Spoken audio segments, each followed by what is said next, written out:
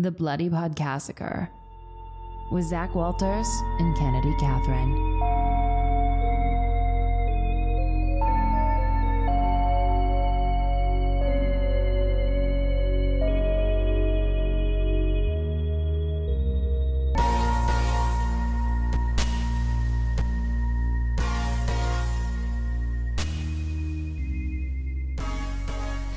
What were you doing right there? I'm just like running through every possibility in my mind of how I'm going to die in this apartment in the next 24 hours. I think we should open the podcast just to put it out there. In the event that you are ruthlessly murdered, we do suspect that something might be in Zac's apartment. Yes. Mm-hmm. It could be someone, but I think it's something. Could be an energy. Could be a human. Not really a place where a human could fit very easily without being detected. But it's an option. I'm just picturing that someone trying to hide under the kitchen table and me not seeing them and like... I walk in, I'm like, did you notice there's a guy under your table? Like, oh, hey! Shit, no, I did not. He's been sensing some things and honestly, compelling evidence. Thank you. Thank you for believing in me. I do. My friend told me to put a bowl of salt beside my bed and I was just like, sure. And I didn't last night because I was like, I cannot... What does salt do exactly? Create a barrier between you and whatever else is... The other realm? Yes. Mm. I would assume we would put, like, a ring of salt, like, around you. Yeah. Like an actual barrier. Right. But I was like, I have a cat, and that cat is going to... Eat that salt. Or jump off and scratch and break the barrier, and I'm still going to die. Oh, we went very different directions with that. But both. Yeah. Like, the cat will ruin the barrier, and I will die. You're right. The most compelling evidence that I just want to share, because it is the spookiest thing of all, is that your Google Home timer went off. Yeah. And anytime that our Google Home does anything suspicious like that, I immediately, like, I'm like, oh, this is it. Like, absolutely, within the next 30 seconds, something is coming for me. Well, and it's weird because normally I don't use it for alarms. I mostly use it to listen for music. Right. And I did have a nap yesterday morning, so I woke up very early, and then I was like, I'm going to go back to bed for a little bit. Yeah.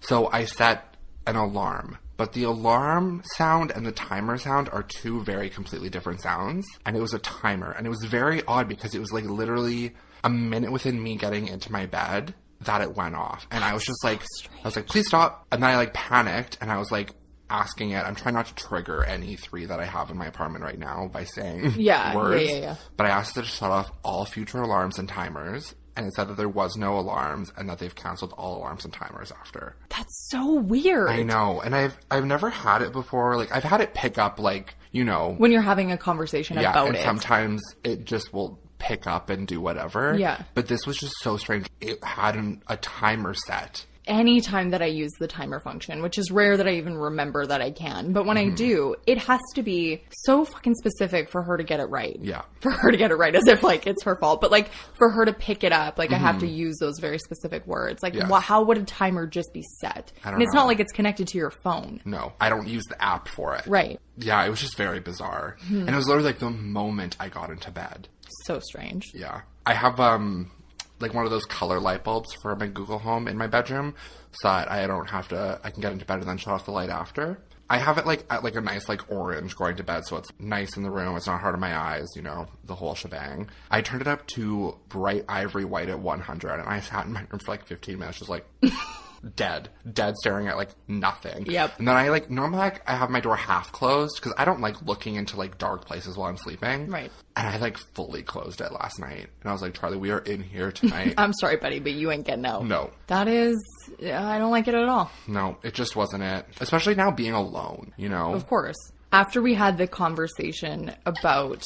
You had asked me in an episode, do I ever feel uneasy when I'm at the cabin by myself? Well, my dumbass, because we do these so far in advance, oftentimes I'll go into the audio having no idea what it is. And that happened. I was out there by myself, go to edit the podcast. It's night. The whole podcast is about people getting murdered in a cabin. There was a second where I fully hit that level of terrified based on nothing. Like, there was no reason to feel uneasy, but I hit that moment where I was just like, I'm either absolutely not going to sleep tonight. I need to call someone. Don't know who I would call. That's what I also thought last night. I was like, who should I call? Right?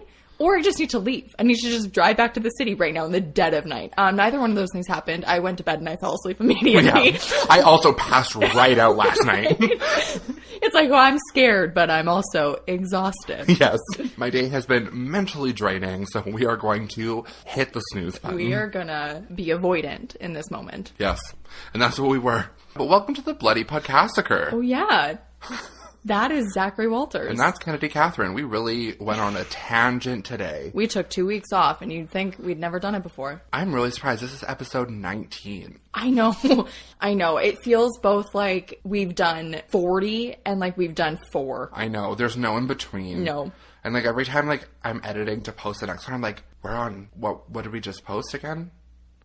Oh, fuck if I know. I can't The last remember. episode I put like the number in and I was like, Sinister. really? I was like, really? Yes. 17. Every time now that I go to upload an episode, I have to go back and check what number it is, because I can't keep track anymore. Like, when you think about that, that's 17 weeks. Also, like, the conception of this took a really long time. That's true. So it's been a long road. Longer than 17 weeks. Yeah. Yeah, it's funny to think about the first recording of this podcast is so different. Okay, but do you remember our first recording? That's what I mean. It was 4 hours. Yeah. Oh my gosh. It wasn't going to be 4 hours. We were either No. going to edit it down or separate it into 2, but that was going to be the format. I can't even imagine how much we would have hated it. We probably wouldn't be here today. No, there's just no way that's not feasible. Ugh. Well, you're welcome, is what I'm trying to say. Yeah. We're here today with one of the OGs of the horror world, the horror genre, the murder genre. The slasher genre. That's the one. It is the Texas Chainsaw Massacre. That was actually pretty good. Thank you. I was nervous. I was like, what does a chainsaw sound like? I started and I was like, I have no idea what the noise I'm about to make Is going to be. Yeah. First observation that I didn't know I was going to make. Not enough chainsaw noises. Very subtle. Yes. Whispers of a chainsaw.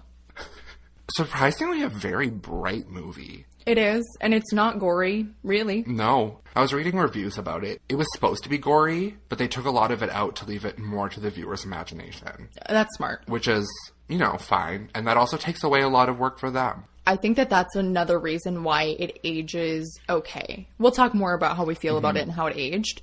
But there was a couple moments where I thought something was about to happen and I was waiting for like the extremely outdated, horrible, graphic, ketchup-y moment, and it never came. No, honestly, I think why it's still fine. Oh, yeah.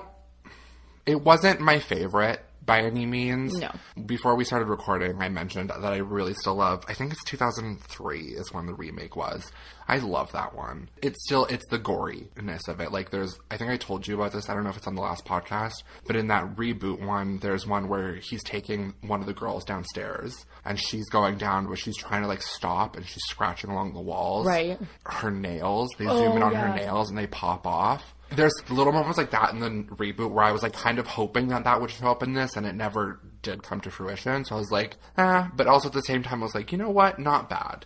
Yeah. There's something about the idea of someone taking a chainsaw to my shoulder and taking my arm off that is better than my nails popping off, scratching a wall. I know. Oh. It's like, I'll take the chainsaw, please, for $500. Also, like, the thing where it's like, you pull the hangnail and it, like, slowly rips all the way up your arm to your neck. What? Have you ever had that fear? No! Really? Interesting. I don't know is that common? Yeah. Oh, okay. I've seen, like, funny, like, little illustrations of it. I'm gonna see if I can find one for you. I hate it. The photo is just a body, but with just muscle left. No skin. That is making me so severely uncomfortable. Wow. My asshole is clenched.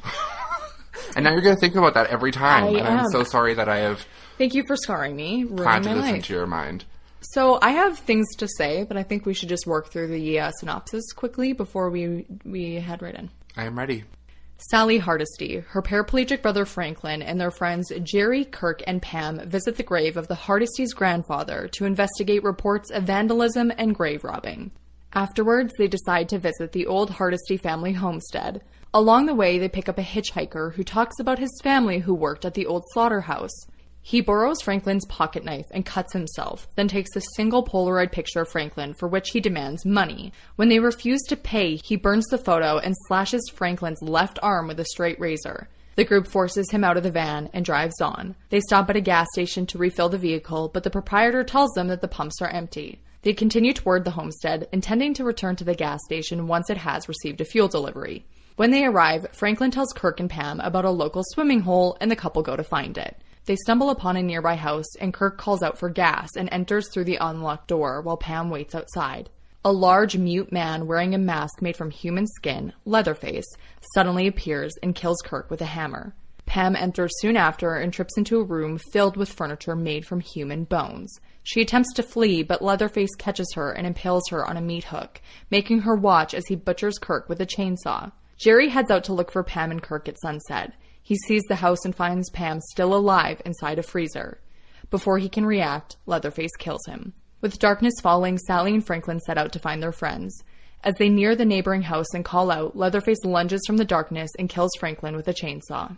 Sally runs towards the house and finds the remains of an elderly couple upstairs. She escapes from Leatherface by jumping through a second-floor window and flees to the gas station. The proprietor calms her with offers of help, but then he ties her up, gags her, and forces her into his truck. He drives to the house, arriving at the same time as the hitchhiker, now revealed as Leatherface's brother. The hitchhiker recognizes Sally and taunts her. The men torment the bound and gagged Sally while Leatherface, now dressed as a woman, serves dinner. Leatherface and the hitchhiker bring down one of the bodies from upstairs, that of their grandpa, but he's revealed to be alive when he sucks blood from a cut on Sally's finger. They decide that Grandpa, the best killer in the old slaughterhouse, should kill Sally himself. He tries to hit her with a hammer, but he's far too weak. In the ensuing struggle, she breaks free, leaps through a window, and flees to the road. Leatherface and the hitchhiker give chase, but the latter is run over and killed by a passing truck. Leatherface attacks the truck with his chainsaw, and when the driver stops to help, he knocks Leatherface down with a pipe wrench, causing the chainsaw to cut his leg. The driver flees, and Sally escapes in the back of a passing pickup truck as Leatherface maniacally flails his chainsaw in the air in anger and defeat. Texas Chainsaw Massacre. I really loved that last scene of him flailing his chainsaw around. It felt, this is so strange, it felt romantic. Right? I kept thinking, this is a beautiful, music video moment. Right? And I kind of want to, make a bunch of, Leatherface dances to My Heart Will Go On. Oh. You know, or, Leatherface dances to you name it. Things it just felt like that would fit wherever I want. Right. Every Time by Britney Spears, think about it. Every Time We Touch by Cascada. It's endless. It's really, it truly it's a market which I am not allowing anybody who's listening to take this away from me. Thank you. No, you get to do that and you get to have that. That's your life's greatest purpose. goal. It's your purpose. And also, he flails the chainsaw in anger and defeat, but a part of me felt that it was very motivational. He was hopeful. It was kind of like me with a lighter in the air at a concert. Ew. Just that is vibes. so old. Do you Just still vibes. do that? Who are you, 60? Okay, first of all, Yes, we both know. I know. We both Yes, know you that are. I am. At an outdoor music festival? I've never been. Oh, good God. Get a fucking grip and get to an outdoor music festival. When? Tell me when. I've been in a to panoramic? The same... During a Patricia? Well, I'll take you to Ness Creek. I would never go to Ness Creek. What the fuck is wrong with you? That just seems... I've literally been camping with you. You would love it. We're having our first, fight. Okay, maybe you weren't in a tent, but I fucking was. Yeah, I know. I was sleeping upstairs on the slats.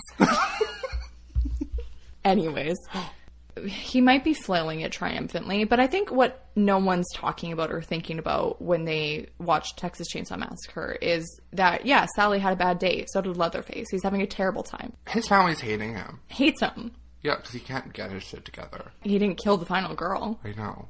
So. But he also kind of was the final girl. In the end, he was the final girl. Yeah. Shit. Wow. It really makes you think. think. An anti-hero, you know? It really does make you think. I love Leatherface. Honestly, as a character, one of my favorite, series villains. Mm-hmm. I do love Leatherface.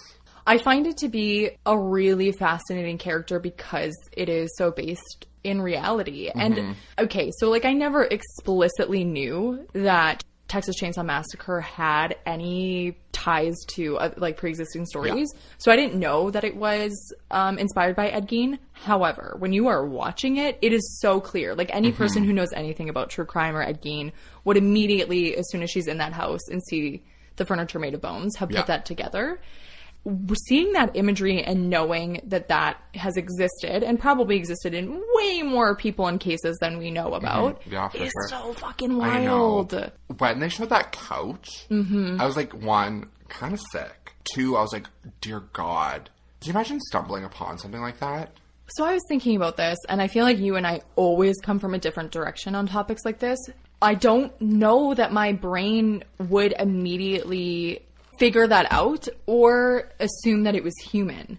I think the only reason that you would finally put it together is seeing those other, like, the skull, or, like, you know, like, things that actually resemble human. Because it's not like there's, like, hand and feet bones or, like, a pelvis bone. I would say hand and feet would be most resemblance that you would notice. Yeah. That'd be like, oh, those are human. Yes. But, like, they mostly look like femur and leg and arm bones, which could be anything. Exactly. I'd be like, I agree. Where it would be probably take a while. I'd probably sit on, like, have a nap and then wake up and be like, this feels very human-y to me, so I'm gonna get out. I'm gonna take this for the road, though, and sell it on Facebook, buy and sell. Probably list it as mid-century model. You know it would go for hundreds. Thousands of dollars. Do you know what's interesting about this movie? So many notes and they're very disorganized. What? This movie is very, like, it gives off this very, like, hot, dusty, stuffy feel. The way that it's shot, it's like you can very much tell, like, it is hot girl summer for Leatherface. Absolutely. You know? And, like, hot girl summer for all of them. Every single outfit in that movie is something I would wear now. I'm picturing you in the, like, Leatherface, like, get up, like. Okay, can we exclude the entire murdering family from that? I meant our victims. Okay. No, you cannot take it back. You have to wear the Leatherface get up in a hot girl summer. Fine. Carhartt. Leatherface was the moment. He is the true icon. Mm-hmm. Wow. Good night, everybody. Thanks for coming out. This movie is definitely psychological. In what way? Because we were talking about it where it's like the house itself, terrifying. Like, it's all, like, in your mind. I mean, I think the imagery is pretty horrifying, too, though. I think the most horrifying one for me was the meat hook? Yes. Yeah, I was going to say the steak hook. That's what I meant when I was saying there were so many moments where I expected to see something that I didn't. Mm-hmm. Because when he picked her up and you see that meat hook, you are thinking, oh, God. Like, it's going to see it'll impale her or, like, come through her, or there's going to be blood, and there's nothing. Also, it's very interesting because the way that they show that shot, she's, like, just, like, moving her body, like, as if she's dangling from it, but you don't see her feet, so I'm like, obviously she's just standing in front of the hook. 100%. But then they show her feet later, and they, like, kind of go up, and I'm like, 1970s. The movie magic. But movie magic, I really, at first I was like, why are they doing this? But they kept doing the, like, zoom-in shots, and I ended up loving every single one of them. Mm-hmm. There was one where Leatherface was chasing Sally. Yeah, Sally through the woods at night. Mm-hmm. It kept, like, doing, like, slow cut-ins to their face, and I was like, this is great. The filmmaking, to me, didn't feel reminiscent of any one time. Mm-hmm. And that might be a poor opinion. People might be like, no, that was this very 1970s. But, like, so many movies from the 1970s have, like, such a specific feel, whereas this brand of filmmaking, like, some of the shots, just the way that it looked, to me, felt very modern in a lot of ways. Mm-hmm. She is the blueprint. She is the blueprint. She is the movement. She is the moment. Also, the fact that there's a chainsaw. Can we talk about that? We can. Could you pick anything quieter? I mean, they're in the middle of nowhere, so it does not matter, and everybody's in on the whole gig. It's so efficient. Yes. Because when they're running through that forest, the one thing that a person needs to get through that forest more quickly and efficiently is a chainsaw. And he did it. But he's still slow. This is what to me, didn't feel 1970s-ish to me. Or, I shouldn't say 1970s, but didn't feel early horror film to me. The extended moments of discomfort and anxiety, that is not something that I think you saw a ton of. So, like, it was so unsettling and so scary in the moments where, like, he's chasing her forever. Yeah. She's screaming at the dinner for forever. Yeah. They're laughing at her. All of these things go on for so long that it's like, that is not something I think I have seen in movies from that time. No. Like, I think it's especially once Sally finds the grandparent, or, like, the grandfather and the grandmother upstairs, from that moment on, it is just a scream. Mm-hmm. Constant. She must have been exhausted. But, like, it's so good. It's so effective. Yes. And, yeah, I agree with that. Like, she is the moment. Both of them, Sally and Leatherface. Yeah. If they could have just found love in a hopeless place, maybe they would have had something total together. Eclipse of the heart. Why is this our most, like, pop culture referenced girl boss episode? Because Leatherface and Sally, girl bosses, grind never stops. Boss babes. They are the end game, if you will. Maybe, should we quickly, like, write up all the people working on the new one and be like, listen, What are your thoughts on... It's actually like a buddy cop movie, but instead of them being cops, they are a murdering duo. Yes. But she doesn't murder. She just screams. She's like the family who like she's a good actress. Right. You know, she leads them to the place. They go to the gas station. She works at the gas station. You know, she washes and fills the car. There is something about working at a gas station in the 1970s that feels so hot to me. It also seems terrible. Oh. Well, that one specifically, no thank you, ma'am. All I want to do is put on the shortest shorts. Yes.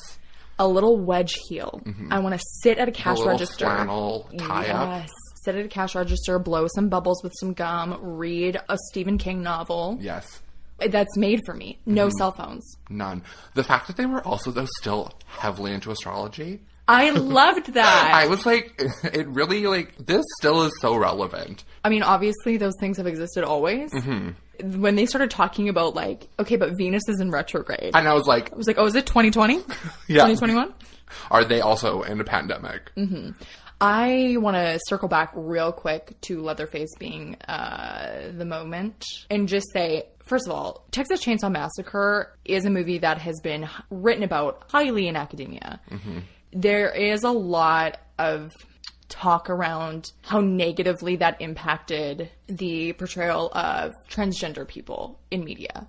Yeah, it was just, once again, like, one of the first times that you're seeing a man dressed as a woman is in this way. And that's really fucking unfortunate. In our sort of light, comical look at that, I just wanted to acknowledge that I know that to be true, and that's shit. When did John Waters produce his films? Probably around that same time. To say, Leatherface feels very much like a John Waters character at the same time, in a sense, you know?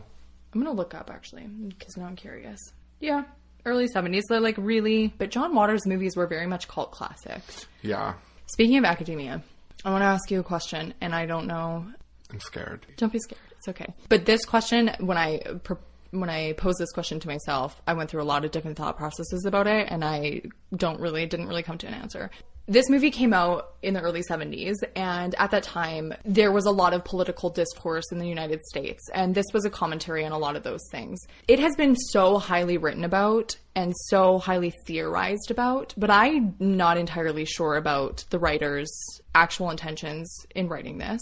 My question to you is, we talk about the meaning behind things a lot without often knowing what the actual truth is, because a lot of times people don't speak about what the real metaphor is or whatever it is. So does something actually hold any theoretical or intellectual value if the intention wasn't there by the creator? So say if you assign like this very large meaning, like, oh, this is actually a narrative about consumerism. If the person's intention wasn't that, does it still hold that meaning? I see where you say, like, you went through different thoughts on this, because part of me is like, well, no, because that's not what the writer's intention was. But at the same time, that's what the consumer has taken from it. And the way that it was portrayed through the directorial style, through the, cinematography, through the way the characters are speaking and acting. Mm-hmm. Even if it wasn't their intention, that's what the final product is. I was thinking about, okay, so say I write something and someone proposes a certain theory about it that I disagree with, but it does hold weight. Like, there is a sensible connection there. Yeah. There is a part of you that can't disagree with that, because all of our influence in society is similar. Like, we're all living under the same sort of like societal rules. Yeah. So even if you didn't write it with that certain aspect in mind, no matter what you do or say, like, that influence is in our work and in ourselves and in what we do. And everyone's going to have a different interpretation of that. That doesn't necessarily make it wrong. True. Well, it's also like the whole conversation of like, no art is original. Right. Because you get all of those inspirations from everything. Mm-hmm. And no matter what, you're going to have something that has influenced you. Even if you don't end up creating that specific influence, it's going to show up. Right. Okay. I was just curious, just because it has been written about so much. There's this guy, I can't remember his name. He's a professor who's done a lot of writing about film theory. But he talked about how this movie has like a sense of moral schizophrenia. One of the influences for this movie was a serial killer named Dean Corll. He was an American serial killer. He abducted, raped, tortured, and murdered at least 28 teenage boys in Texas between 1970 and 1973, and he had the help of 2 teenage accomplices. He was kind of known as the Candyman or the Pied Piper because his family owned and operated a candy factory, and they would give out candy, like free candy to local children and stuff like that. And so, like, there was this public persona of them. The American dream, the quintessential good person in society kind of thing, but, like, in private, he was this terrible fucking person. I just find that very, very interesting. I'm just now thinking about it. No thoughts, head empty. Yeah, all the time. Want to know a fun fact about Texas Chainsaw Massacre? I really do. I'm sure you maybe know this. The gas station that is in the movie is now a barbecue place called We Slaughter. It's called We Slaughter Barbecue. In the menu, they have brisket and sausage by the pound. And they also have things like beans, potato salad, coleslaw, very much Texas flavor. Should we take a trip to Texas? I am discombobulated. I am shocked, and I am delighted. I did not know this, and I would love to go there. I think it would be, 1, so fun. 2, I would break my vegetarianism to have these foods. Okay, let's do it. But they also have things like bacon-wrapped peppers. Oh, that which sounds they delicious. looked the photos looked great. I wonder if it's like really good food though, or if it's just kind of like a novelty. Right. But also, like, do you have that thought? I have the thought in the back of my head. A slaughterhouse barbecue place. They're serving people. Are they people? Are they getting away with it? What is the tea? Yeah, I think it would be like a little too on the nose for them to do that. But also it aligns perfectly. It does. It really does. To take the gas station and make it into a slaughterhouse barbecue that's real people. I'm not going to be the one to say So no. will I break my vegetarianism to eat humans? Apparently, yes. Cannibalism. Ah. Can't live with it. Can't live without it. I just want to talk a little bit about how this movie was made, the reaction to it. So it was banned in several countries, which I find interesting. I also think the second one was banned. Yeah, I wouldn't doubt it. And that was a response to people complaining about the violence. And so it drew a lot of really mixed reviews and reception, but it was super profitable. And overall, the entire film series has grossed over $252 million. The first one was over $30 million at the domestic box office.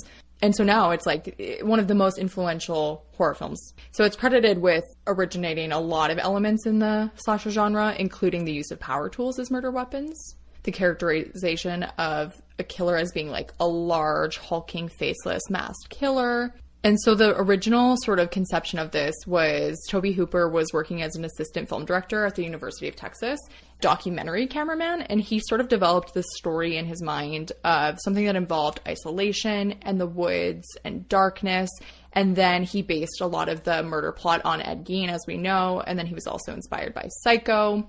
But a lot of it was cultural and political influences, as we know. The intention behind the film you're about to see is true, was his response to, quote unquote, being lied to by the government about what was going on in the world. Because, you know, you'd have presidents who were saying, I want everything to be great, and then going and bombing on Christmas Day. So it was this response to the lack of sentimentality and the brutality of things in the world at that time. So it was. Specifically with, the American government, yeah. Yeah. And the oil crisis, Watergate, Vietnam War.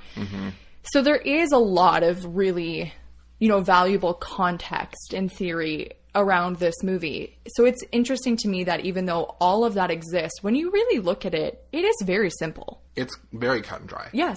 You wouldn't know any of that just watching it. Kind of like that. I do too, and I like the use of just what we could view as a very regular family being murderers. All of them in on it. Together, yeah. I think that the 2003 version really emphasizes that a lot more. The family? Have you seen any, like, House of a Thousand Corpses or The Devil's Rejects? House of a Thousand Corpses is on my list. They are two of my favorite horror movies. Interesting. The Devil's Rejects, what year is that from? Who did it? What, did you say who did it? Yeah, who made it? It's Rob Zombie. Oh. So I don't think I've seen, I'm going to be honest, I don't think I've seen a Rob Zombie film. Oh, you never saw the Halloween remakes? Oh, yeah. I always forget that he did those ones. So House of a Thousand Corpses and Devil's Rejects is pretty interesting for the fact that it is the same family. So it's called the Firefly family, and it's basically the same concept. It's a family of murderers. They live on a farm or like a ranch that is their murder hut, essentially. And House of a Thousand Corpses is very much like a campy horror. I wouldn't call it a comedy, though it has comedic elements. It is still a horror, but like Rainn Wilson is in it.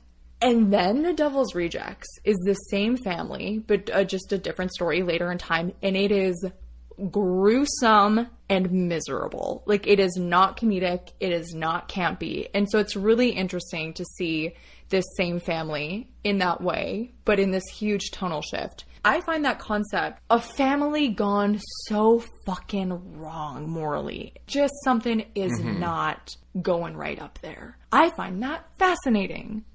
It very much also gives me The Hills Have Eyes, even though that is, nuclear poisoning, essentially. Yeah. I also want to see Lords of Salem. Yeah, it did not do well. Also, just very interesting that, like, Rob Zombie, we're on such a tangent, and, like, I feel like this is the Texas Chainsaw Massacre, and we're, like, here. Yeah. But Rob Zombie, like, was a musician, and just was like, you know what? A horror movie, so I'll do them. And did such a great job. Yeah. I weirdly thought you were going to say it's weird that Rob Zombie is a vegan. Did not know, but... Him and his wife, hardcore vegan advocates. Good for them. Yeah. I just find it interesting that it's, here's us violently killing humans.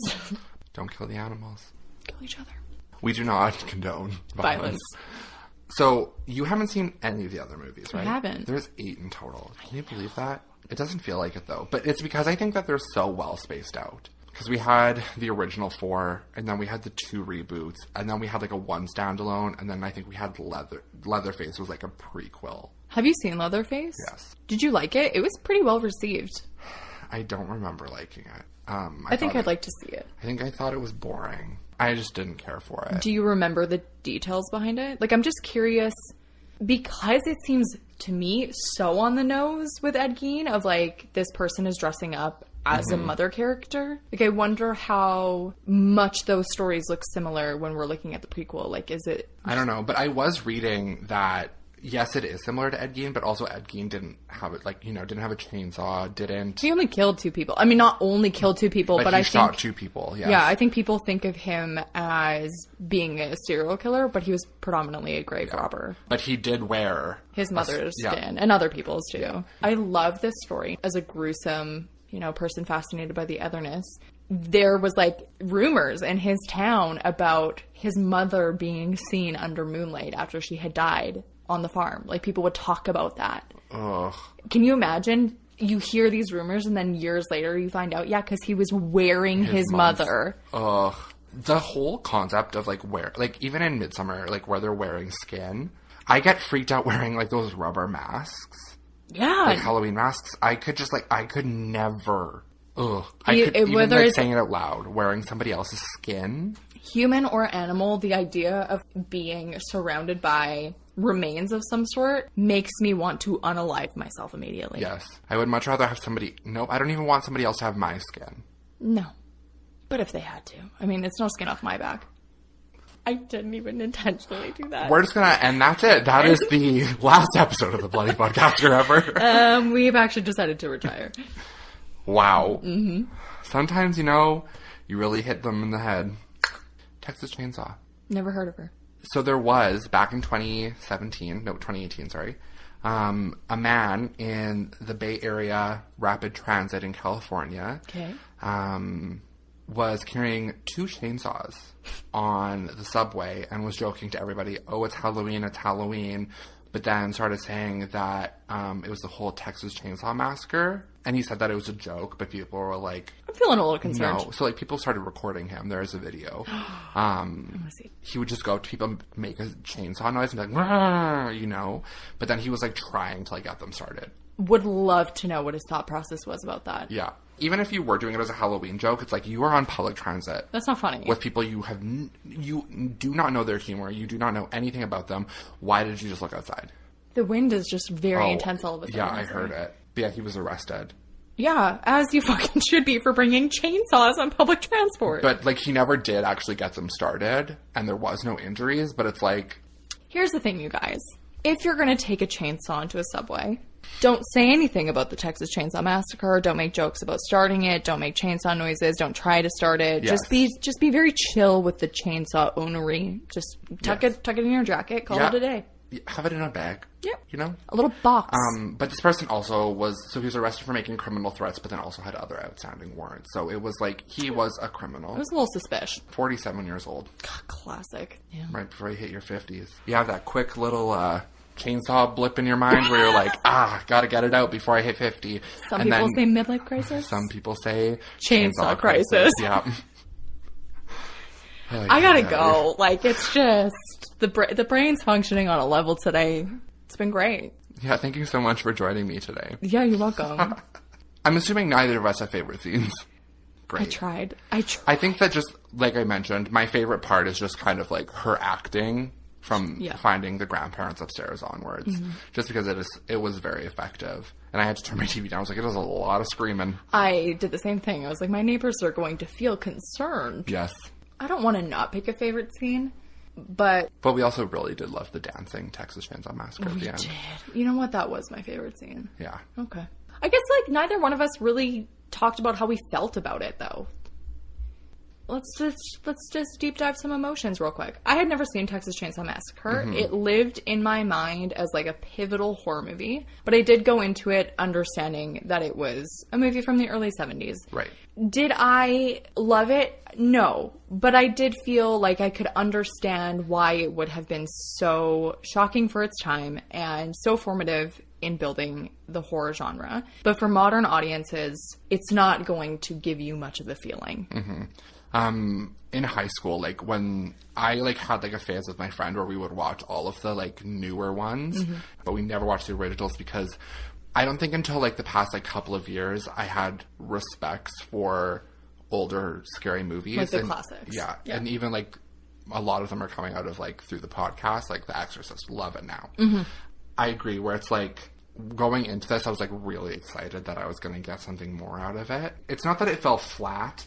It's just that it wasn't deep or, you know, like psychological of what we know. And even like with what I was expecting with the remakes, it wasn't as like violent.